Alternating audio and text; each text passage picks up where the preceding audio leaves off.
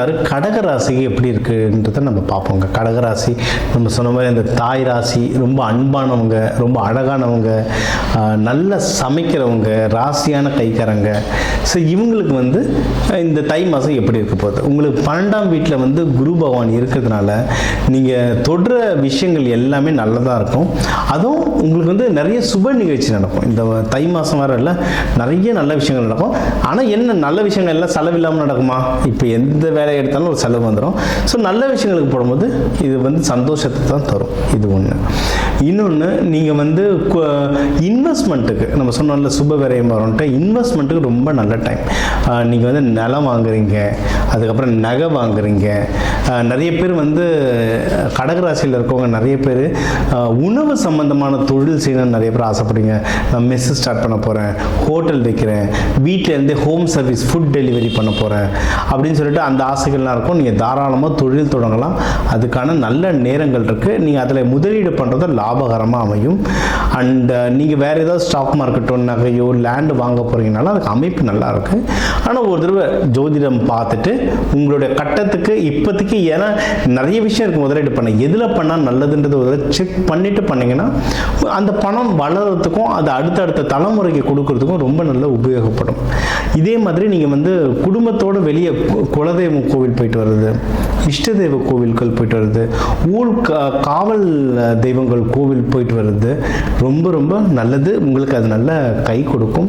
குடும்பத்தோட குழந்தை குட்டிங்களோட போயிட்டு வர்றது ரொம்ப ரொம்ப நல்லது. அதுவும் நீங்கள் குலதெய்வம் கோவிலுக்கெல்லாம் நீங்கள் வந்து எதனா பால் அபிஷேகம் பண்ணுறீங்க, பொங்கல் வைக்கிறீங்க அப்படின்னா அது ஒன்றும் நல்ல சிறப்பு, நல்ல பவர் தரும். உங்களுக்கு ஏதாவது ஹெல்த் இஷ்யூஸ் எதுனா இருந்தால் அதெல்லாம் கம்மியாகிறதுக்கு நிறைய வாய்ப்புகள். ஏன்னா நிறைய பேருக்கு இதில் வந்து கடகராசியில் இந்த மூச்சு விடுற பிரச்சனை, ரெஸ்பிரேட்டரி லங்ஸ் இஷ்யூ இதெல்லாம் வந்திருக்கலாம்.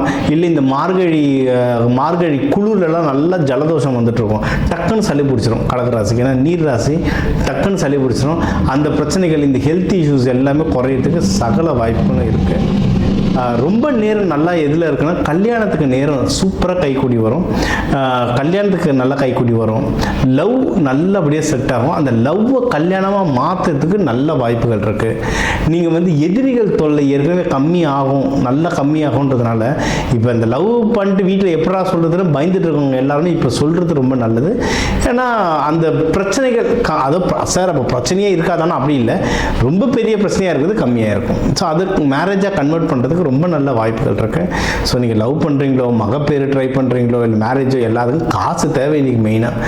ஸோ அந்த காசு கிடைக்கிறதுக்கும் அது ஒரு லோனாக கிடைக்கிறதுக்கு உங்களுக்கு நல்ல வாய்ப்பு இருக்குது. எது தேவையோ அந்த அளவுக்கு மட்டும் காசு எடுத்துகிட்டு பயன்படுத்துனீங்கன்னா அது வந்து ஒரு நல்ல விஷயமா உங்களுக்கு அமையும். ஸோ மகப்பேருக்கும் ட்ரைன் ரொம்ப நல்லா இருக்குன்னு சொல்லியிருக்கோம். நீங்கள் வந்து இதை தாண்டி இப்போ பிஸ்னஸ் ஆரம்பிக்க, இப்போ நான் ஹோட்டல் பிஸ்னஸ் ஆரம்பிக்க போகிறேன், இல்லை வெளிநாடுக்கு இம்போர்ட் எக்ஸ்போர்ட் பண்ண போகிறேன், இந்த தொழில் ஆரம்பிக்கிறதுக்கு எனக்கு முதலீடுக்கு பணம் வேணும்னாலும் இந்த பணங்கள் வரும். அதை கரெக்டாக முதலீடு பண்ணிங்கன்னா ஜெயிச்சிடலாம். எதில் உஷாராக இருக்குன்னா நீங்கள் எடுக்கிற முயற்சிகளில் வந்து ரொம்ப உஷாராக இருங்க. ஏன்னா சனி பகவான்னா அந்த வீட்டை பார்க்கறதுனால நீங்கள் ஏன்னா கடுமையாக உழைக்கிறவங்க கடகராசி அப்படின்னா ஒரு டைம் ரொம்ப சந்தோஷமாக இருப்பீங்க, ஒரு டைம் ரொம்ப சோகமாக இருப்பீங்க, ஒரு டைம் பார்த்தீங்கன்னா நல்லா உழைப்பீங்க, இன்னொரு டைம் பார்த்தா தூங்கிட்டே இருப்பீங்க. அது வந்து நிலா மாதிரி ஒன்று தேஞ்சிக்கிட்டே போகும், இல்லை வளர்ந்துக்கிட்டே போகும். ஸோ நீங்கள் வந்து அந்த மாதிரி இல்லாமல் அது ஆசிலேஷன்னு சொல்லுவாங்க, அந்த மாதிரி இல்லாமல் நீங்கள் ஒரே நல்லபடியாக மெடிடேஷன் பண்ணி நல்ல எண்ணங்களில் கரெக்டாக ஸ்ட்ராட்டஜி பண்ணி அடிச்சிங்கன்னா உங்களுடைய தொழில் ஸ்தானம் வந்து ரொம்ப நல்ல சூப்பராக வளரும். இது ஒன்று. இன்னொன்று, நீங்கள் வந்து பண்ணுற தொழில்களில் நல்ல லாபம் வர நிறைய வாய்ப்புகள் இருக்குது. அதே மாதிரி நம்ம முன்னாடி சொன்னதான் சுப விரயம் வரதுக்கும் சகல வாய்ப்புகளும் இருக்குது. அதனால் லாபம் வருது, இல்லை ஆஃபீஸில் ப்ரொமோஷன் வருது, இன்க்ரிமெண்ட் வந்திருக்கு, பணம் கையில் கிடச்ச உடனே நல்ல விஷயத்தில் இன்வெஸ்ட்மெண்ட் பண்ணிட்டீங்கன்னா அது உங்களுக்கு அடுத்தடுத்த தலைமுறைக்கே கொடுக்கறதுக்கு அதுக்கு ரொம்ப நல்ல உபயோகப்படும். சரி, இதை தாண்டி நீங்கள் இதுக்கு என்னென்ன தெய்வங்களை வழிபடலாம் அப்படின்னா காமாட்சி அம்மன், லலிதா திரிபுர சுந்தரி, அம்பாள் வழிபாடு. அம்பாள் வந்து ராணி மாரி ஃபுல் டெக்கு. லலிதா திரிபுர சுந்தரிலாம் பார்த்தீங்கன்னா கையில் கரும்போட ராணி மாரி உட்காந்துருப்பாங்க. அந்த உருவத்தை நல்லபடியாக பூஜை பண்ணிங்கன்னா அந்த உருவத்தை கோவில்களில் போய் பார்க்க உங்களுக்கு சக்தி நல்லா ஏறும்.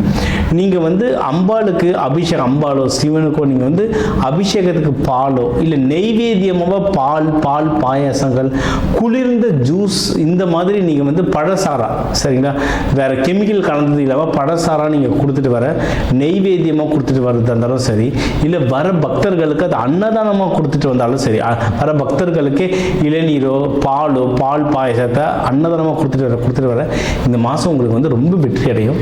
அன்னதானன்றது எப்படின்னா ஏதோ தானம் இல்லை, உங்களுக்கு என்ன தேவை, கல்யாணத்துக்காக நீங்கள் வேண்டிட்டு கொடுக்குறீங்கன்னா அதுக்கு தயிர் சாதம் தரணும். அதே மாதிரி நீங்கள் வந்து ஒரு கர்மா கடிக்கிறதுக்காக கொடுக்குறீங்கன்னா அதுக்கு ஒரு சாப்பாடு இருக்குது. நீங்கள் வந்து தொழிலுக்காக கொடுக்குறீங்கன்னா அதுக்கு ஒரு விதம் இருக்குது. ஸோ அன்னதானத்தில் நிறைய முறைகள் இருக்குது. அந்த முறையை கரெக்டாக பின்பற்றி அது பிரகாரம் செஞ்சிங்கன்னா நீங்கள் ஜெயிக்கிறதுக்கு வந்து சகல வாய்ப்புகளும் இருக்குங்க.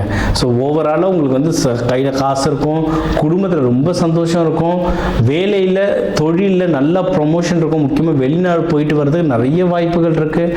ஜாகிரதையாக இருக்க வேண்டிய விஷயங்கள் என்ன, நீங்கள் வந்து குடும்பத்தில் கொஞ்சம் சண்டை போடாமல் கொஞ்சம் அமைதியாக இருக்கணும். நீங்கள் எடுக்கிற முயற்சிகளில் ரொம்ப ஜாகிரதையாக இருக்கணும். அதே மாதிரி நீங்கள் செலவு பண்ணுற விஷயங்கள் கரெக்டான விஷயமா சுப செலவான்றதை பார்த்து செலவு பண்ணிங்கன்னா, இப்போ இந்த கடகராசியில் இருக்கவங்களுக்கு வந்து மைண்டு வந்து ரொம்ப ஆசிலேட் ஆகும். சில பேர் வந்து ரொம்ப சந்தோஷமாக இருப்பாங்க, சில டைம் அப்படியே சோகமாக இருப்பாங்க. ஏன் சோகமாக இருக்கான்னு தெரியலையே அப்படின்னு சொல்லிட்டு சோகமாக இருப்பாங்க. அந்த நிலா மாதிரி ஒரு டைம் நல்லா பிரைட்டாக இருக்கும், ஒரு டைம் பிரைட் ஃபுல்லாக கம்மியாயிடும். இவங்களுக்கு வந்து எப்போவுமே அவங்க எனர்ஜியாக இருக்கிறதுக்கு வந்து நம்ம நிறைய தானியங்கள் தரும்.